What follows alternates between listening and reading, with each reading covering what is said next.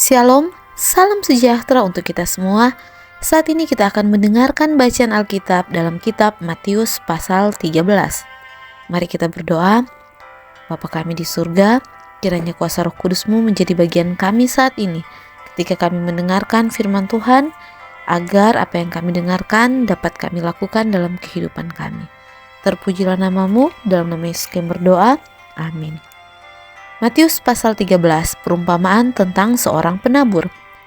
Pada hari itu keluarlah Yesus dari rumah itu dan duduk di tepi danau.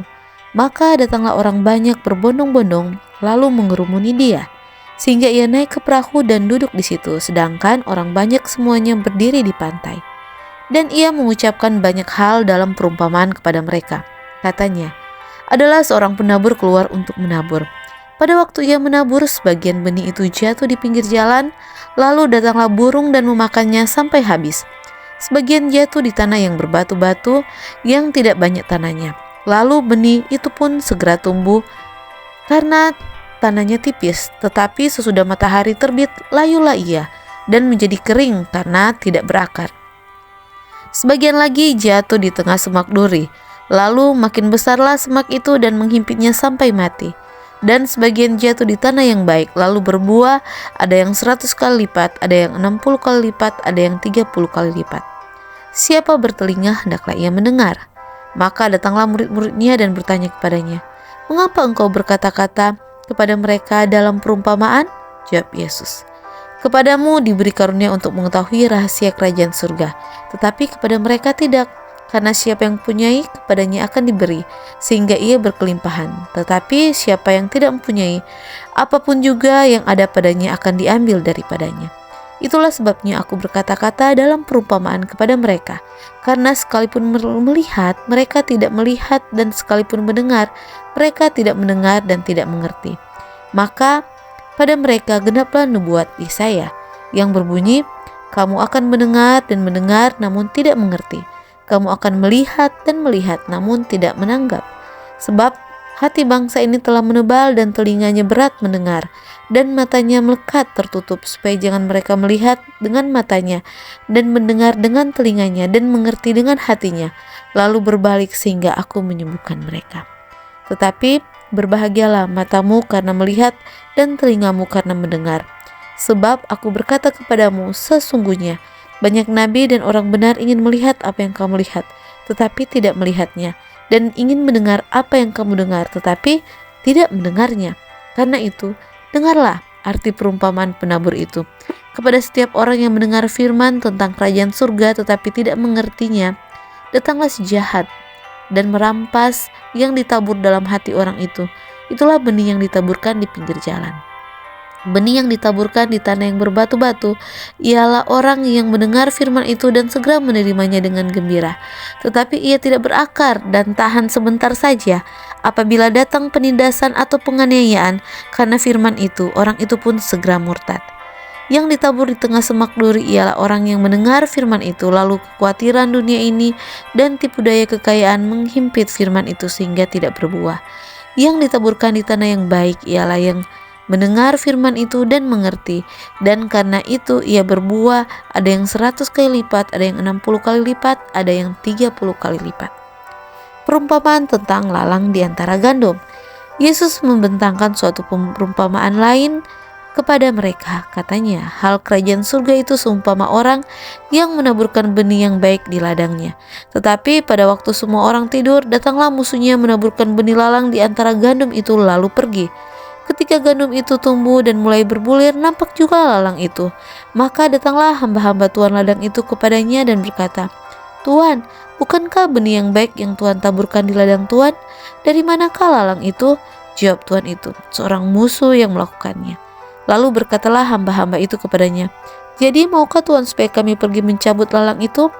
Tetapi ia berkata, jangan, sebab mungkin gandum itu ikut tercabut pada waktu kamu mencabut lalang itu. Biarkanlah keduanya tumbuh bersama sampai waktu menuai. Pada waktu itu aku akan berkata kepada para penuai, kumpulkanlah dahulu lalang itu dan ikatlah berkas-berkas untuk dibakar. Kemudian kumpullah gandum itu ke dalam lumbungku. Perumpamaan tentang biji sesawi dan ragi.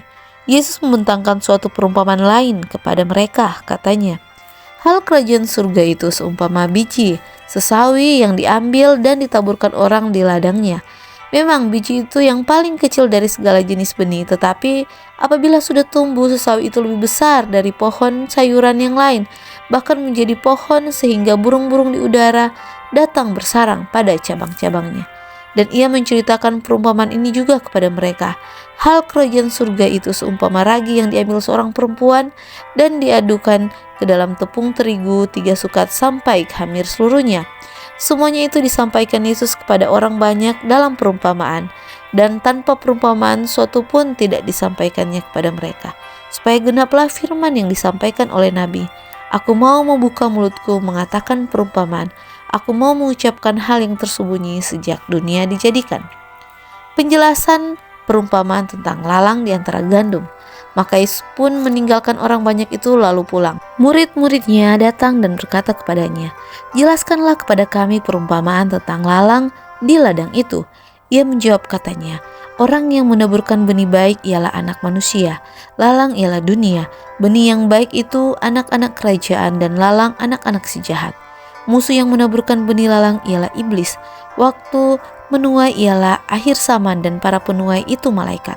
Maka seperti lalang itu dikumpulkan dan dibakar dalam api, demikian juga pada akhir zaman Anak Manusia akan menyuruh malaikat-malaikatnya dan mereka akan mengumpulkan segala sesuatu yang menyesatkan dan semua orang yang melakukan kejahatan dari dalam kerajaannya.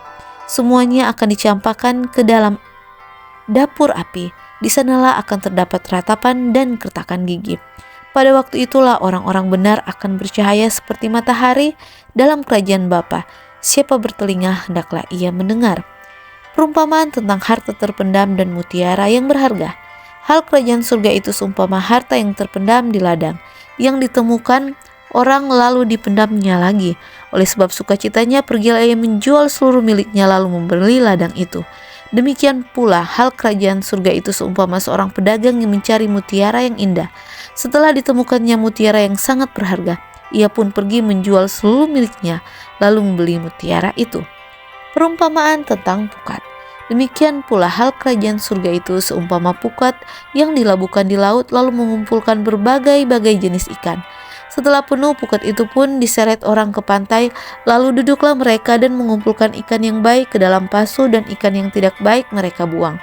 Demikian juga pada akhir zaman, malaikat-malaikat akan datang memisahkan orang jahat dan orang benar, lalu mencampakkan orang jahat ke dalam dapur api. Di sanalah akan terdapat ratapan dan kertakan gigi. Mengertikah kamu semuanya itu? Mereka menjawab, "Ya, kami mengerti." Maka berkatalah Yesus kepada mereka, "Karena itu setiap ahli Taurat yang menerima pelajaran dari hal kerajaan surga itu seumpama tuan rumah yang mengeluarkan harta yang baru dan yang lama dari perbendaharaannya."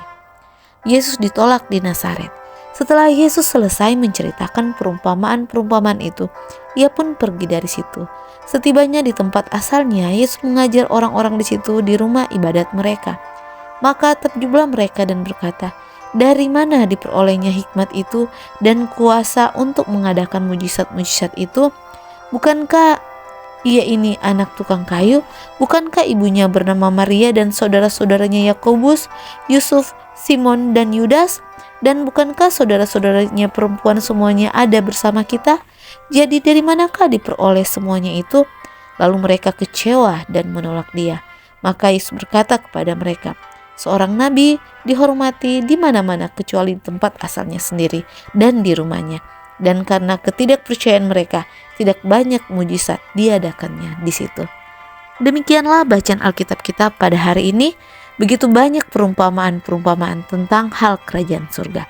Biarlah kita tetap percaya kepada Tuhan sampai akhir, dan biarlah kita bisa menerima setiap ajaran yang kita terima, dengarkan, dan praktekkan. Terpujilah nama Tuhan. Tuhan Yesus memberkati.